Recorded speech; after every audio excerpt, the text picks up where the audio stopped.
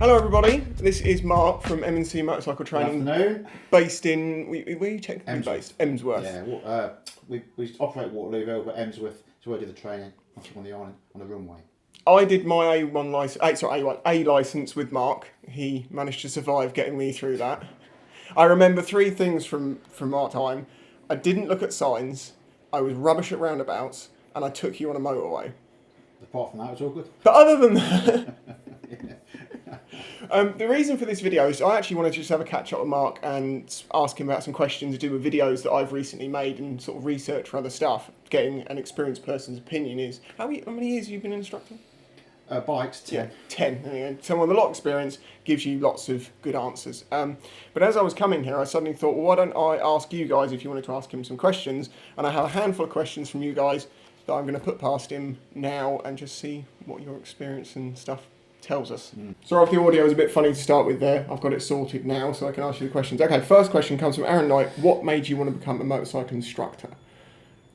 Well, I've been riding bikes since I was probably 11 or 12. And also, I'm quite an experienced instructor in many things, as you well know what I used to do.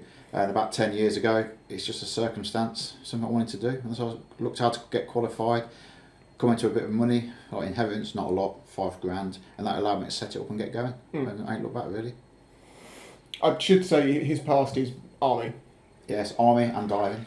And I didn't know you did diving as well. Yeah, the diving business as well. Oh. So I'm a top-end diving instructor as well. Multi-agency. Well, Yeah. there you go. Yeah, so that's really what I went into this. So he's just a motorcycle instructor. I am now, yeah. Yeah, just like Steven Seagal's just a cook. Exactly, yeah. Yeah, You won't go there. Okay, Jason McCartney, he basically, he's got a very long question, but it basically comes down to him saying, do you think there is going to be a change from the upgrading from A2 to A, where you have to used to be automatic and now it's the test? Do you think it's ever going to switch back? No, is the easy answer. Yeah, because we're just going to always keep in line with the European laws. I don't think it's to do with Europe. It's just a case of there's so many things that chop and change all the time. It isn't broke now. It does work. I know it's frustrating to people as well, but at the end of it, you get a better rider. The age thing, you ask anyone who's been doing this a long time or riding motorcycles a long time, and they'll say to you they didn't agree with it, but it's just what the standard is, unfortunately. You know, if you can ride a bike up to 47 brake horsepower, what's the difference between riding that and riding something that's 200? And the easy answer is nothing. No matter what people say, a bike will only go as fast as the person twisting the throttle. Yeah. And that's always my answer to anyone. If you want to buy a particular bike, then buy it, you know, if you can within what your restrictions are. Yeah, I mean, that's something when people ask me that sort of question, I'll say if they're a bit older, I'm like, you're old enough to control yourself, and it's down to that. But would you, like, because someone said to me, sort of, they thought the A2 wasn't enough, and I said, well, the equivalent power of an A2 bike is a Ferrari Testarossa. Would you want 19-year-olds driving Ferraris? Exactly. And that's the thing. A bike will go as fast as you want it to go. It doesn't matter who you are, what you are. If you want it to go fast, you'll go fast. A 125 will do 70 miles an hour. And I suppose they have to make the laws for the most ridiculous of the group, opposed to the sensible. I think so, yeah, but also the sensible thing as well. I've never really agreed with that because, you know, what's sensible, what isn't it? Oh yeah, I'm very sure. It's a hard thing, isn't it? Yeah, there's a time and a place. You go back when I was riding, when five blades first come out. You know, I had five blades as soon as they come out because they were quick and they were rapid. The roads were a lot different in them days. They were quiet, they were maintained. Now they're not. So it's a hard thing, you know. The standards is the standard. Do I think it will change? No. You speak to, like, when we get assessed, and you speak to the assessors, nothing's going to change with the government. I can't see it in the near future, or probably the distant, to be honest. Yeah, I have to agree. So yeah, unfortunately, people, I don't think it's going to go back to the old auto update upgrade of days of old. Robert Baker asks, is there an easy way to upgrade to A2? A bit of a kick in the teeth to have to fork out £400 to £700 to upgrade. And this is something that I've said before. I don't know why people say it costs that much to upgrade because, well, it's a day of training and 2 tests. So effectively, yeah, and that's the thing. It depends where you live in the country, I guess. If you live in London, you pay a lot of money anyway. You come away from London, it's a schools thing. For me, I charge 125 is my day rate. You know, that's what it is, plus tests on top, and we offer the options which you can see on the website. We've already spoke about it. Just because you pass it the first time doesn't mean you're going to pass it the second time. And again, when this first came in, people used to pass it all the time, and then They didn't, and they had no problems the first time they did it, and then they do. They have the training, they do the refreshers. It's a hard thing. Yeah. But the easy way, what I tell everyone, when you take your A2, if you buy a bike that is restricted, when you then have had your 2 years in one day, if you can de-restrict it easily, book your test and go yourself. Yeah. That's the cheapest way to do it. And I tell all my customers the same. I advise them. Most come back. Some will do that. It's personal preference on what bikes you buy, isn't it, really? Yeah, yeah. You know, and confidence. No, the thing, if someone says to me sort of, shall I get something that's limited to the licence or get something that can go beyond it? I'm like, well, it depends if you want to upgrade or not.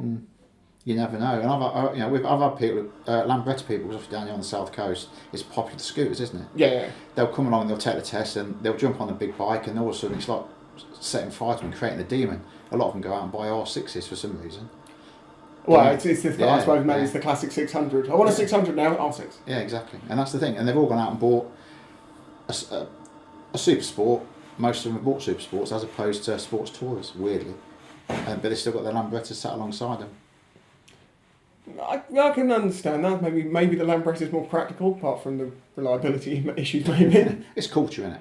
Oh yeah, totally. It's just a culture, South Coast culture. If you want to ride Lambretta, buy a Lambretta. And then come to buy a Hayling. bike. But yeah, my advice is always plan ahead. I've had a lot of green laners recently. Okay. And that's 5 or 6 months. They only want an enduro to go off green lane in. Yeah. They take it.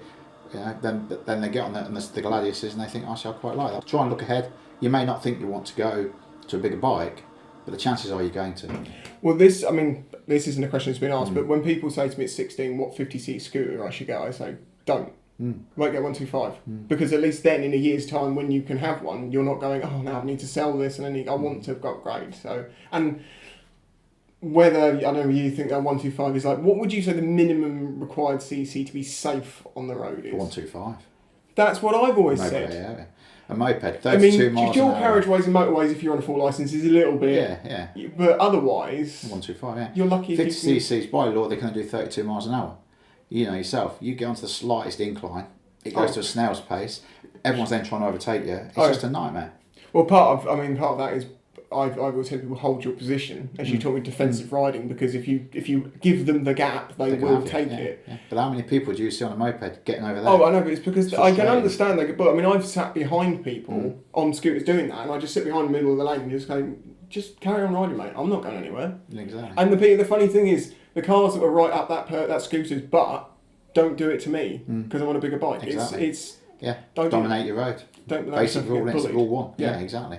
And something you taught me when I was doing it was when you have a car on this side of the road and someone's going to come round it, I would naturally try and move over, and you said to me, don't do that. Hold your line and stop them doing the thing that you want. And I was like, but that means I'm literally driving in front into someone. And you were like, well, no, because they're not going to do it because you're there. You reduce the possibility, don't you? Yeah, it could happen, obviously. Yeah, you're pretty but if prepared. they do, exactly. So what I say to them, defend your line. Don't squeeze a car unnecessarily.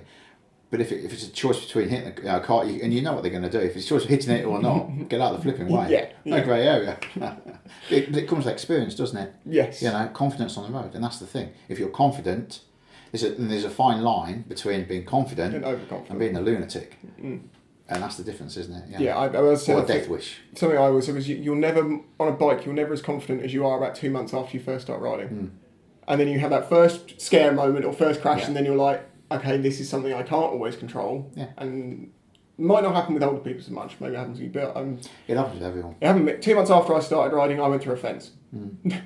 It's life, Yeah. I mean, all my accidents took place within my first sort of 3 years of riding bikes, and none of them were my fault. Absolutely none of them. It was just one those things that happened, and you learn from it. It's just what it is. Well, that was one of the things after I had.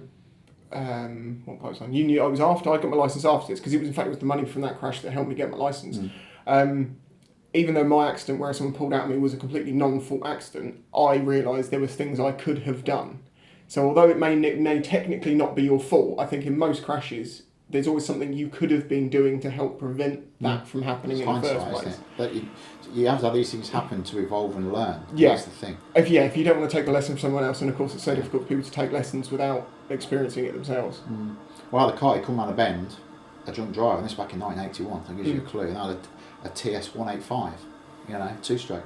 I was on my side of the road, and he just come round the bend at speed, and old cars in them days are different to cars nowadays. Yeah. But he was drunk, didn't see me, head-on collision, and I walked away, not a scratch on me, over the top of it, but the bike was wrote off completely. You know, and that made me then think of that. Yeah. And, you know, you come from it. Then 4 or 5 years later, I got knocked off by a dog.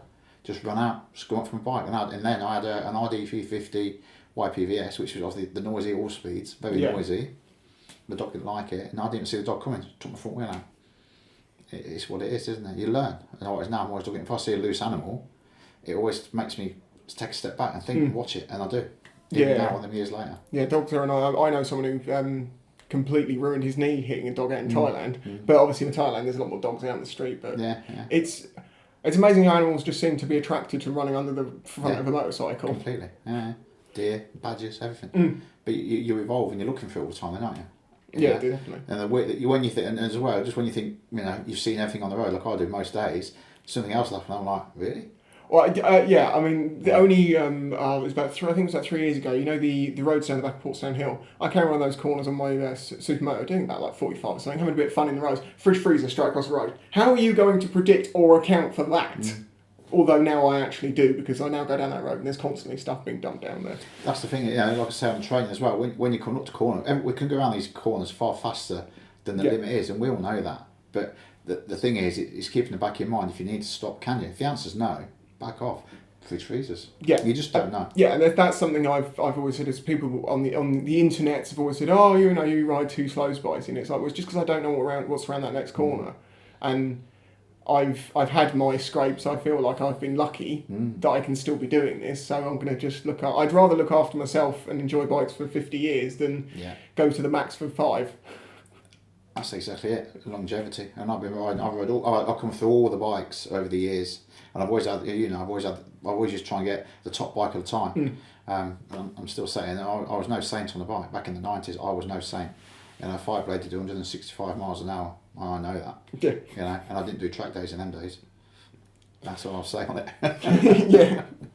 Right, the next question is, Graham Moore, can I do my A1 on a 125cc scooter? Yeah. Would that be restricted to an automatic restricted auto, just like a car? Yeah, exactly the same, no difference at all. Unlike the CBT, which you can take on either manual or automatic, and it applies to both. Yeah, that's crazy though, because I've seen some schools that are sort of, you know, they'll give someone 2 hours for a CBT, stick them on a moped, and then knowing full well they're getting a geared bike when they leave, and just go and learn on the road. But we get that, you see. We'll have people phone up and they'll say, I'll check out the ped, what bike you buying? I'm getting an MT1, is it? The 125? 125, yeah, the MT125, yeah. You know, or whatever, 125, or a YZF I want to, you know, and you're like, well, do it on the gear bike then. Well, no, it's just easier and quicker. Yeah, but you need to load gears. So most people will listen, take it on board, some don't. You know, you can't force them what to do. No. But it's a weird one, isn't it? Yeah. Definitely. Just because you can ride a ped doesn't mean you can be able to ride gears, because clutch control. Well, that's one of the things that seems to really do struggle. Some people seem to struggle with is manual bikes. And I mean, I learned at a young age on dirt bikes and stuff, and maybe because of that, I could learn. I would have the confidence of youth, and I don't care if I do this wrong. I'm going to keep trying. But later in life, people seem to. And then we were talking earlier before we were filming how panic sets in, and then coordination goes, and then it suddenly seems so much harder than it really is. Exactly, and that's the thing. It's panic. It all goes down to it's stress. It's all about the anticipating, the planning, the scanning on the road, isn't it? But when you're starting at CBT, if you're like, you know, probably say over 25, your brain's not as used to sort of learning sometimes. Yeah, and it makes it more difficult. And the amount of stress people put themselves under is ridiculous. I mean, we're fortunate on our site because there's nothing to hit. Yeah. You know, but as soon as you start using the roads to get off of where our site is, because I've been an old airfield, even when there's nothing on the roads, it goes wrong. It's a weird one. Yeah. But yeah, 125. If you do it on an automatic, it's an automatic, and that's the same for DAS as well. You know. Yeah. You can take it. I'm trying to think what bikes would comply for. So the 650 must be compliant, because there's quite a few out there. Big, heavy, and weighs a ton. Sorry, Lee Jones. Can I use Motorway safely riding a 125 with a full A licence? The short answer is yes. Not common sense, but practicality, I wouldn't. Yeah. Purely, well, you know, it's the vehicles. If it's a smart motorway, people tend not to speed on them now. There's lots of issues associated with them, I know, but you know, theoretically they're not going to speed, and quite often they don't from experience at the moment. But I don't want 125 on the I motorway. think it also depends on the road, because like going from Hayling to Portsmouth on the A27, which is a 4-lane dual carriageway, 70 mile an hour, most people there, if you were able to get up to 70 sometimes on that road, you're lucky. But if you go on the A3, if you're not doing 85, you're not moving. It's hard. So maybe the road has a really big... It does, and the bike as well, doesn't it? You know, again, you know as well as me, Chinese bikes. I wouldn't go on a 125 on the motorway. Even when I was younger, when I took my testing out, I don't think I ever did. But strangely, I've had people in the Navy who are down in Plymouth. Yeah. Who live in Petersfield, and they've got these KTM 125, the sporty versions. Yeah.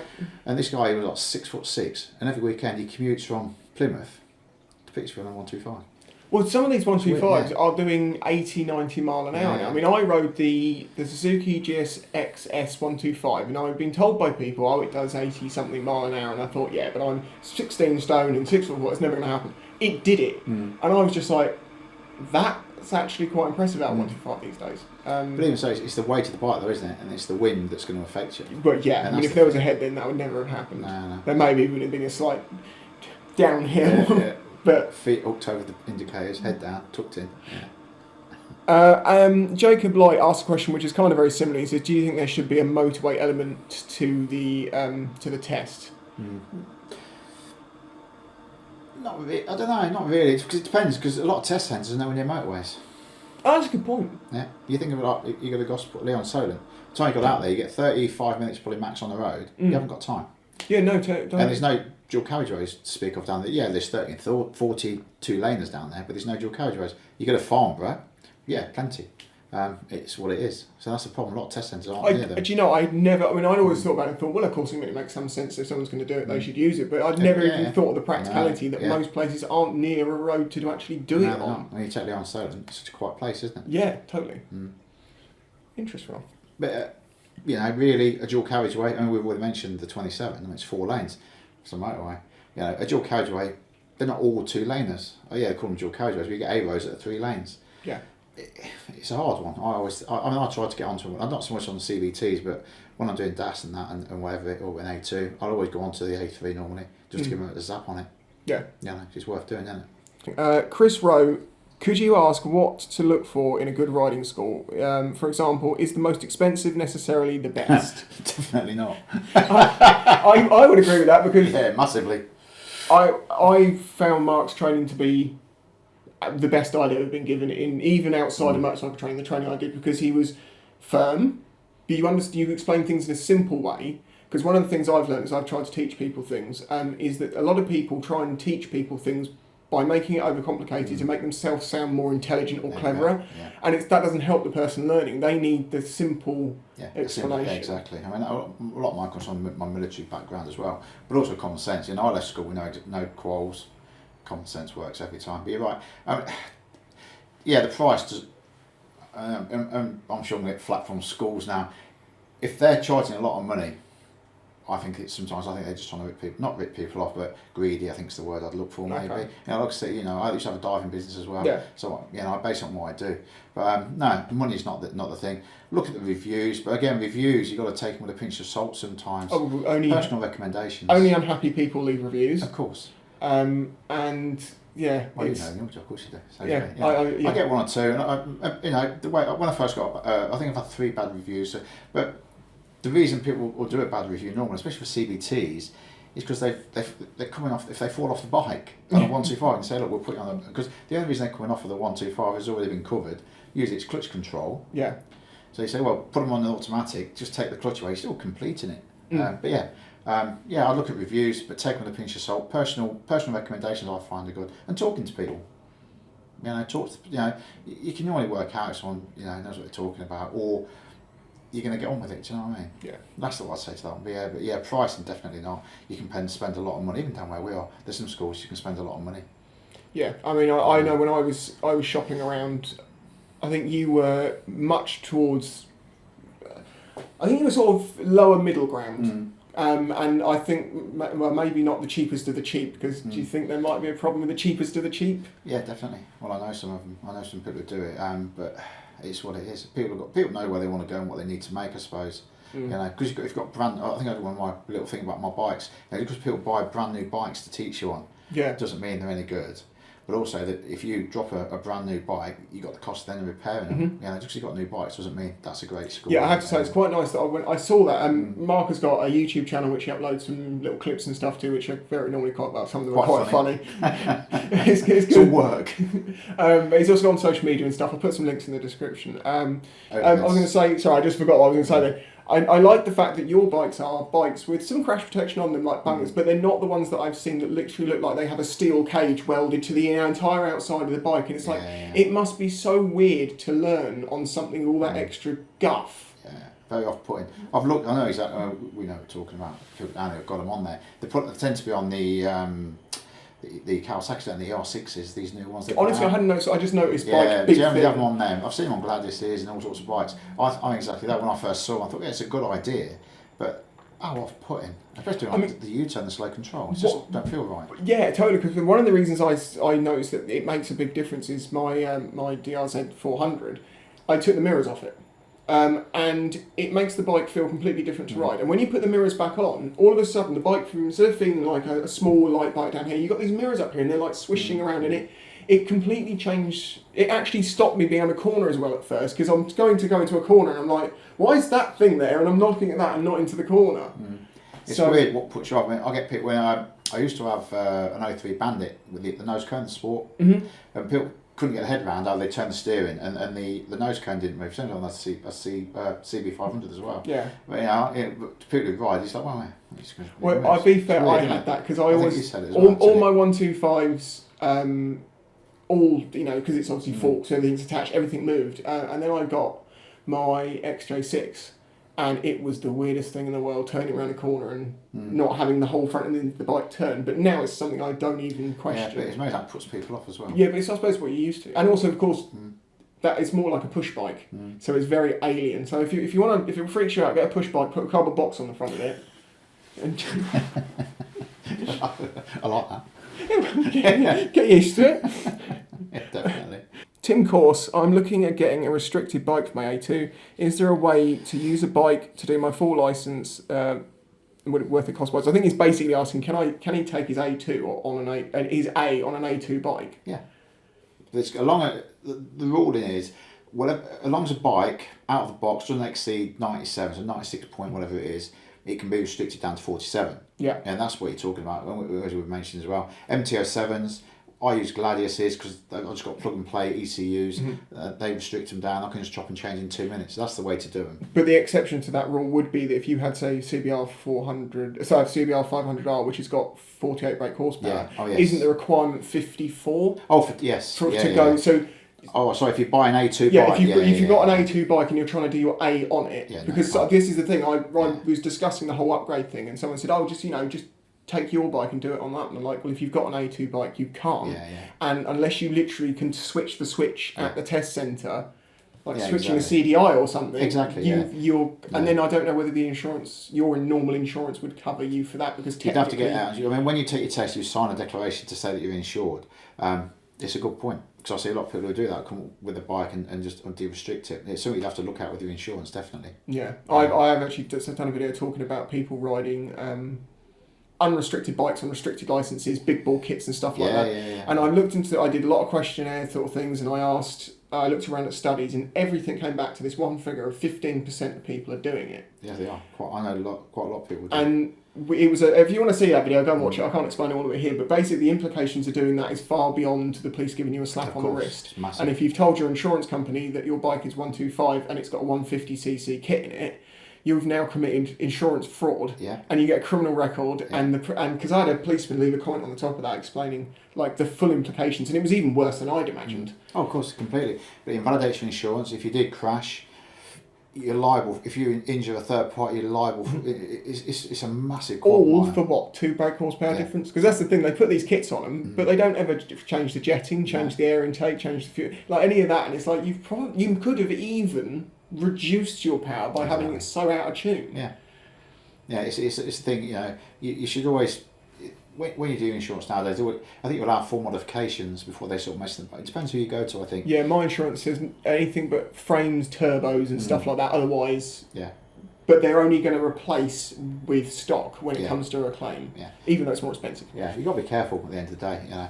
But modern bikes don't really, you know, it's all horses courses, isn't it? Yeah, I Like mean, putting noisy exhaust on them, you know, because you brake horsepower. It's not about brake horsepower, it's about people hearing you coming. yeah. You know, but yeah. But no, the short answer is if it's an A2 bike, you can't go up and take you around it. Yeah. That's why you go to someone like Mark and get a bike for a day and, just do it that way. But obviously that's assessed on how your riding ability is. Exactly. Because you don't want people to waste their money by putting them through something you know they're not going to pass. No, I don't. Exactly right. It's not about that. You know, as an instructor, again, the earlier question about looking for a good school, for me, even though it's not, I can't do anything about it. I take it personally when they do fail. And I've been in this a long time, and all the other stuff I've instructed, but because you know they can do it, and that's where it's frustrating. You know when they can do it, because if they can't do it, I won't take them. And I'll say, look, you're not ready, and I'd rather. Quite a few times I've taken the hit of the £15 for the test fee or £15.50. I don't really care. I'd rather not knock their confidence. £15. What's that, bag of chips ish? Yeah. You know, and a few Big chips. bag of chips. Big bag of chips. Yeah. You know, but that's the thing. Yeah. Ali G217, would you expect a trainee to filter on a test if it is safe to do so? No. 100%. Yeah. Yeah, there's no requirement to filter, don't filter. Yeah. Although you can, there's no requirement. So on don't. test, filtering's a difficulty. It's absolutely fine. Yeah. But yeah, on your test, there's no requirement to do it. If the examiner says to you, look, if you want to go filter down there, you can, and have a good look, then if you want to, you can. But no. You just open up I think I personally just say no to not take the risk of getting that bit wrong. Just go, no, I sit here for 5 minutes waiting for this truck because that's safe, and thus they can never say. That's 5 minutes less of riding.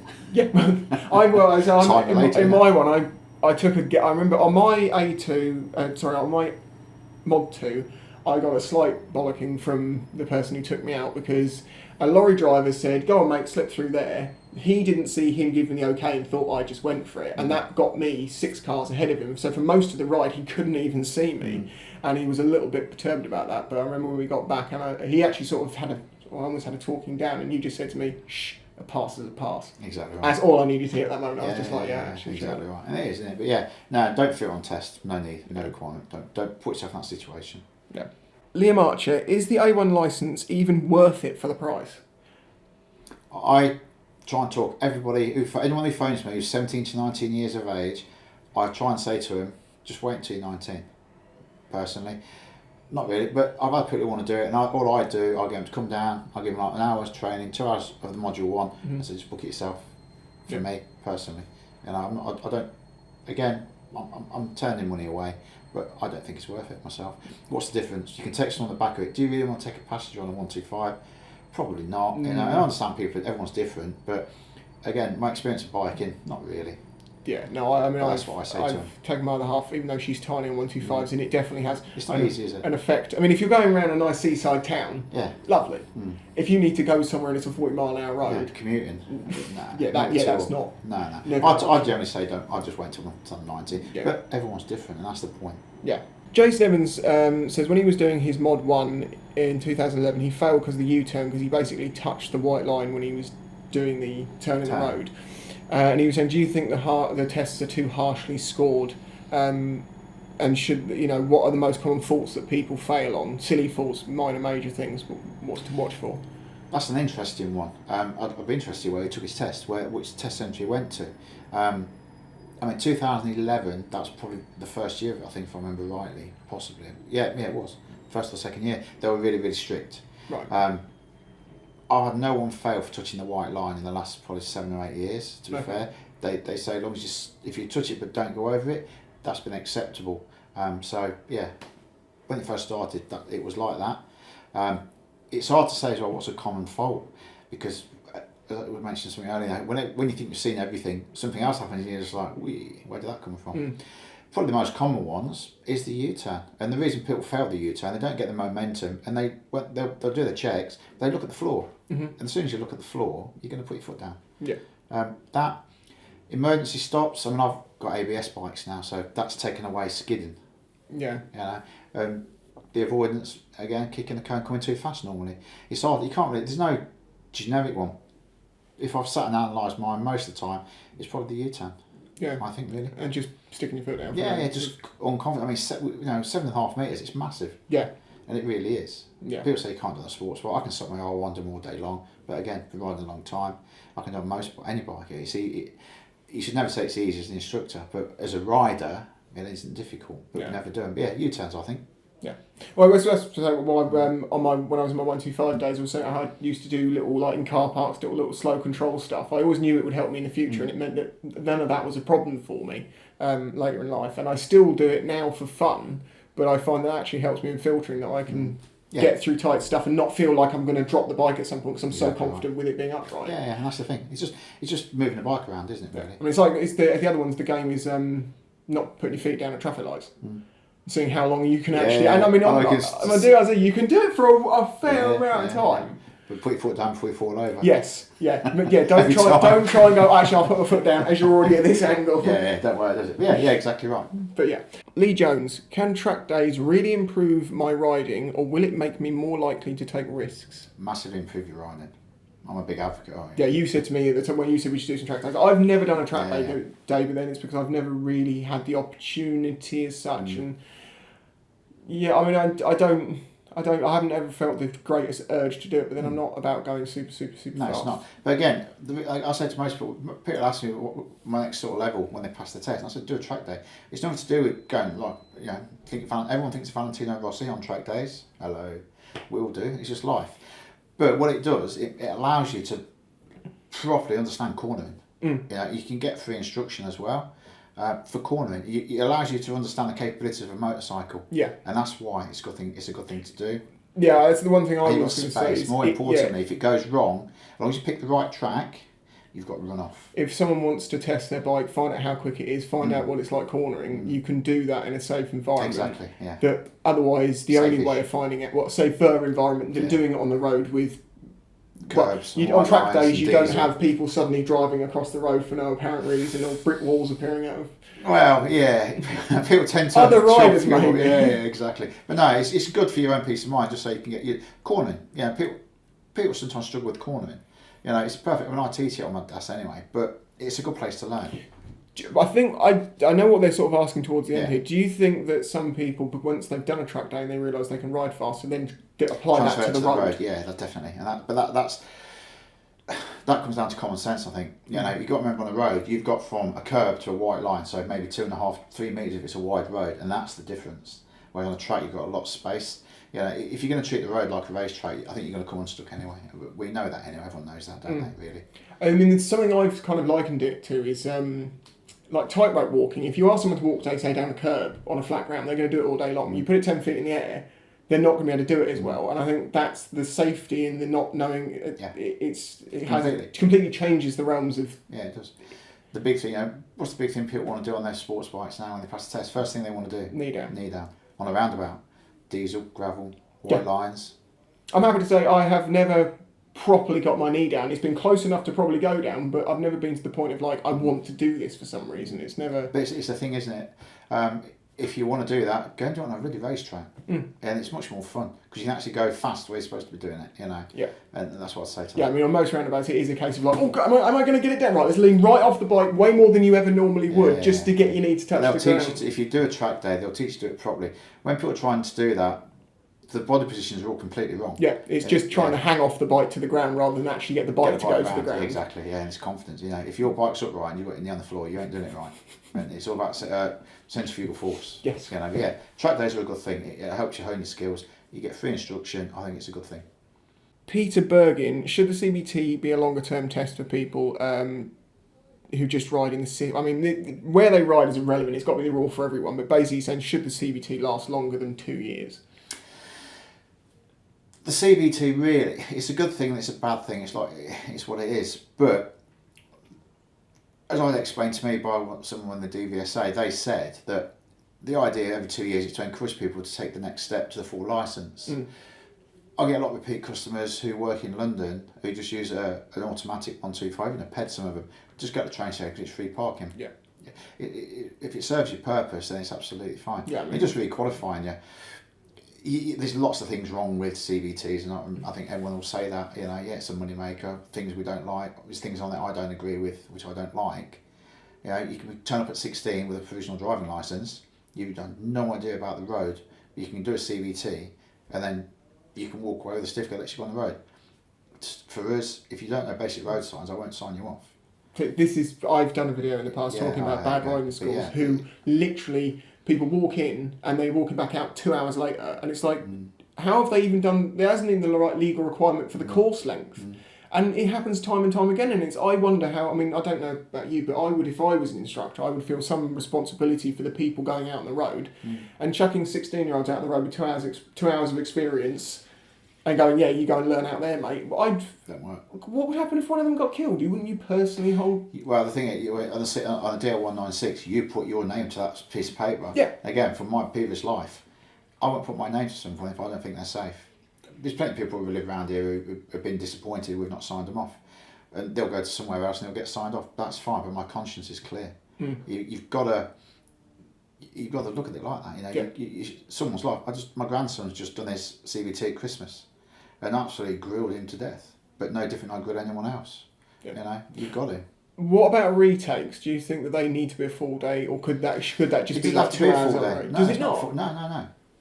And the DV, again, ask the DVSA. It's the easy way. When someone turns up in day for a CBT, they go through everything, but you're not teaching everything. They'll come in, element A, I'll have a chat to them about their equipment and clothing, ask the questions that need to be asked.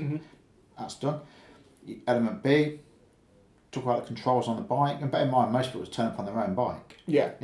Ask them about the servicing, how they do all their maintenance, how they do all the checks, so you do everything, but you get them to show it to you. The 2 hour road ride it has to be, that's the standard. It's got to be 2 hours of riding.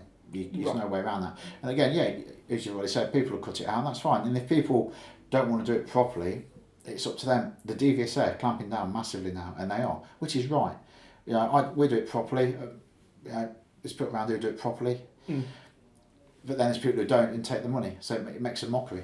It's being clamped down on now. It's the standard. If it's a standard there, they're paying for it. Do it properly. But no, you don't have to do. If it takes 6 hours to do, 6-7 hours to do a retake, then you're probably not very good. Right. Okay. Well, when I did my retakes, because I was with other people, they'd sort of go, right, okay, do a U-turn. I'd go and do my U-turn, then sit in the car park for half an hour watching them wobbling around, and then we get to the next thing. So it ended up taking me nearly as long, and it was halfway through the day, they said, well, I'll tell you what, let's put one instructor with these guys, we'll just take you out on the road now for a couple of hours, and then get you out of the way. Yeah, we try to manage it, but we just manage it. And it's the easy way. So you're right, you don't be sitting there. We try and get sort of retakes together, really, if we can. It's the best way of doing it.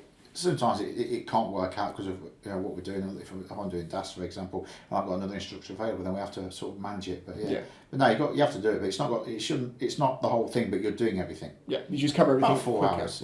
Say 4 hours. I think it's probably realistic. Okay. Give or take. Okay, I didn't realise. I thought it was supposed to be longer than that, but I suppose it's... You're not going to sit there. You're not going to sit there and say, okay, well, now, okay, right. Well, I didn't really think about what are you actually going to cover. Yeah. Like, You're not going to sort of what are the controls of the bike, the ones I've been using riding here. Yeah, exactly. The one I've ride for the last 2 years. Like, I want you to know, we're just going to walk down there. I want you to push it around, do the figure eight for me, looking left, looking right. And,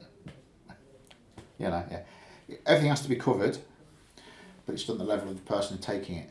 So everything's still done the same. Alex Warren, I've got a permanent problem with my left hand. I will not use the word disability, not great grip and not great movement. Can I use the clutch and switch gear, but if I fumble with it, I can use the clutch and switch gear, but if I fumble with it, will that be taken into account? It's the only thing that's worrying me. So I think he's saying he's got some problems using his left hand. But, I mean, I suppose if I had a chap last year, he was born with a deformity. I think he had one finger and a bit of his thumb. No problem at all. So as long as you can do it, you can do it. Yeah, it's fine. No. Yeah, adapting the bike. I've adapted bikes. I've had a guy who's got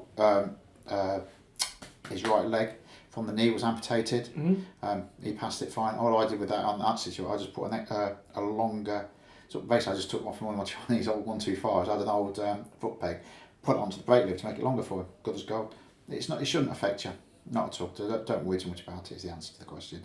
You can put on the modified levers, the adjustable brake levers, put one of them on it, absolutely fine. But the chap who did it, he was amazing, so good on the bike. So he came in, I got him to come in for an assessment, he jumped on the bike, and I was just like, okay, yeah, you can do it. I didn't ask him to do anything, he jumped on the bike, went zip, started doing figure eights, like when you first come to me, on a sixpence, and I was like, fine.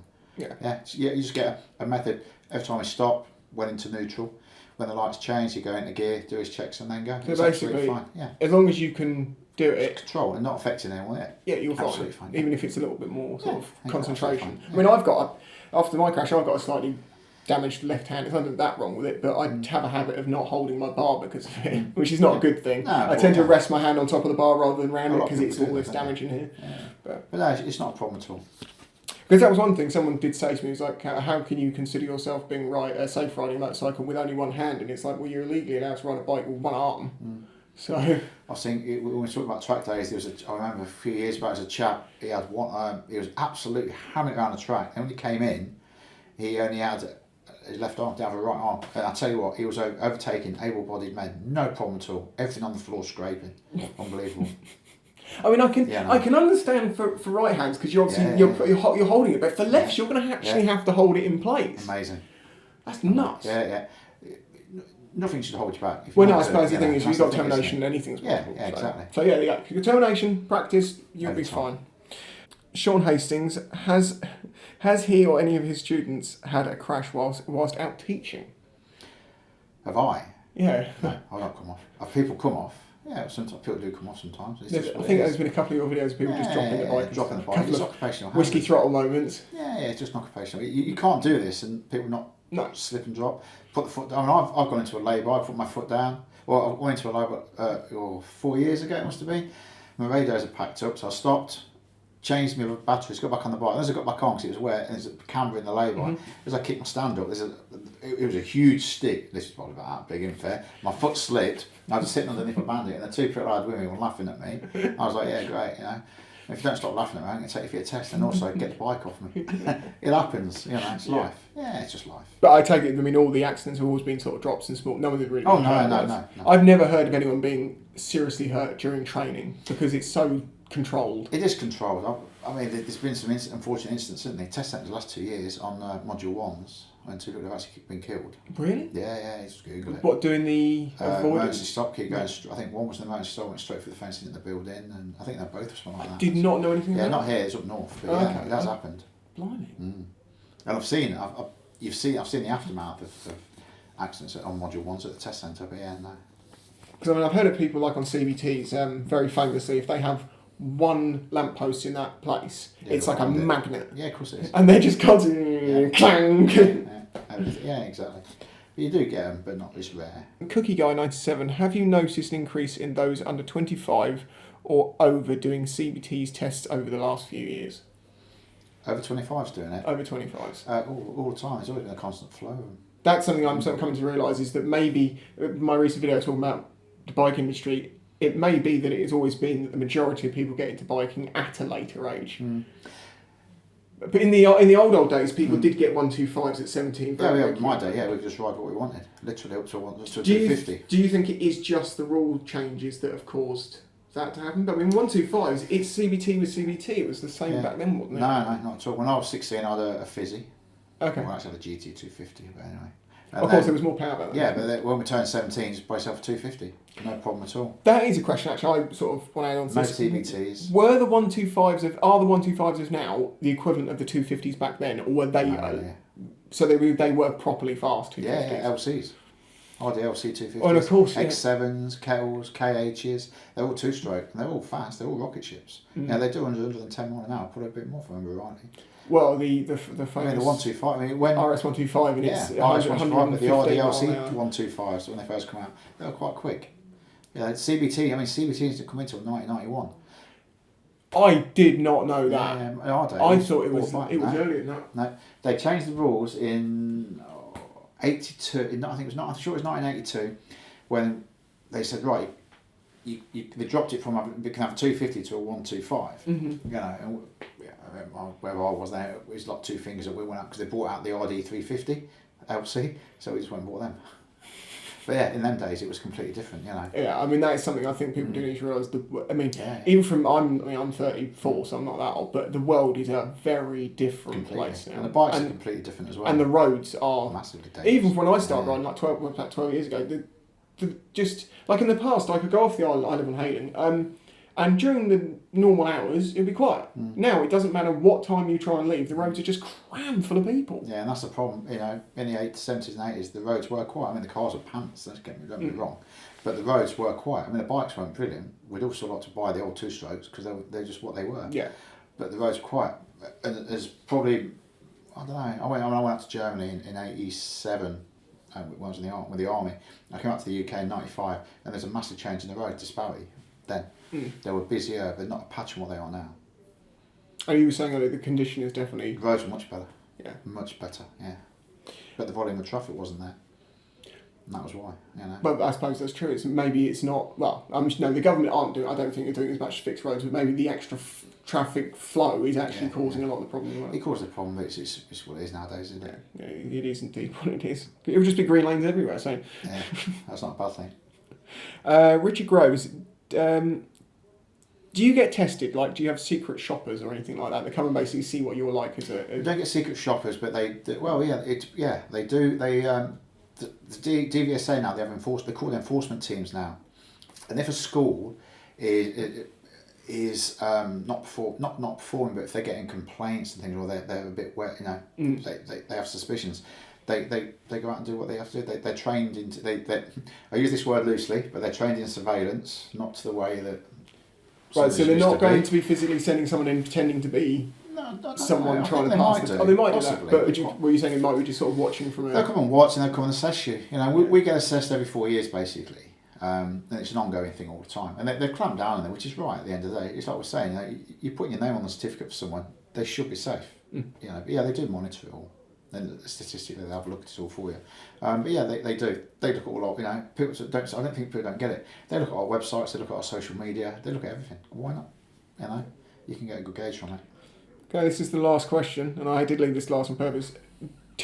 Do instructors hate when people go in to do their training and mention what they've learnt from YouTuber XYZ? No, why not? It's the beauty of it, isn't it? You know, I think with anything in life, we can all do different things. You know, and it's what it is. It's why not? It doesn't matter. People do it. Some know what they're doing. Some don't. It doesn't matter. It's what it is. It's the social media era, isn't it?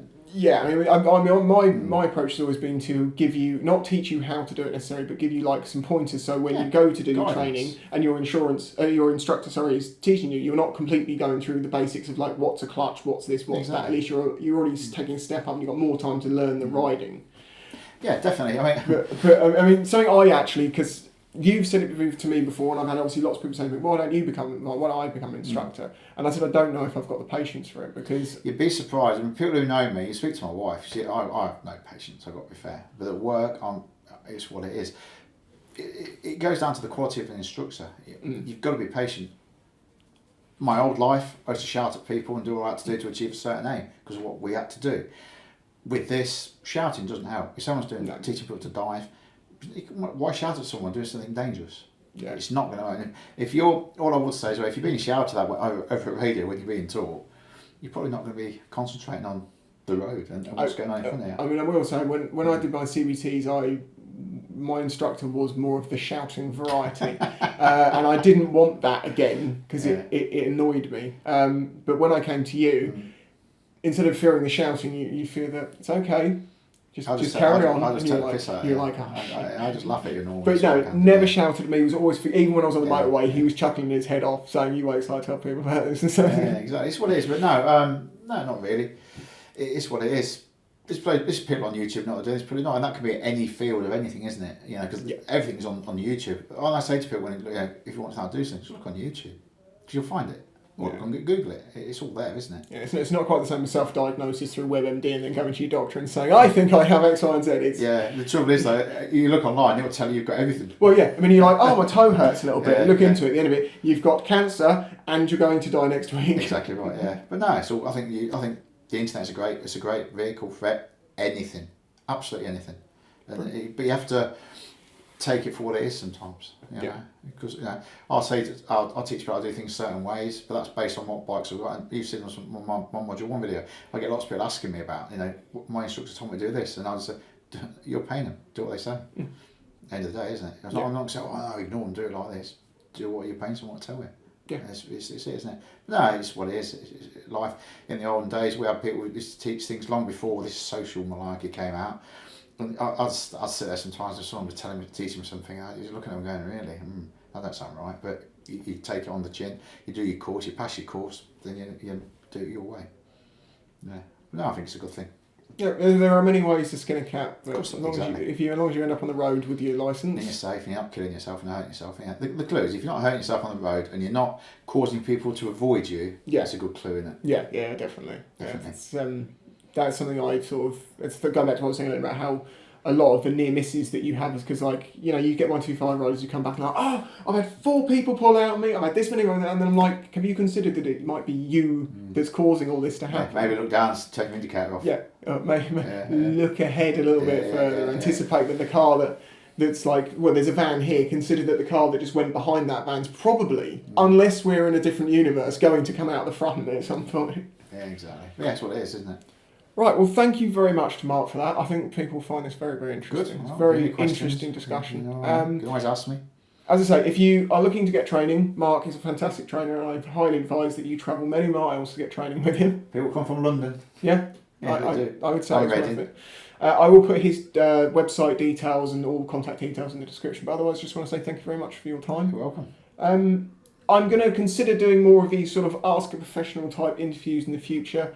So if you've got any ideas of what sort of professional you'd like me to speak to in the future, let me know. Otherwise, leave a like. Thanks to my Patreon supporters, and I'll catch you all next time.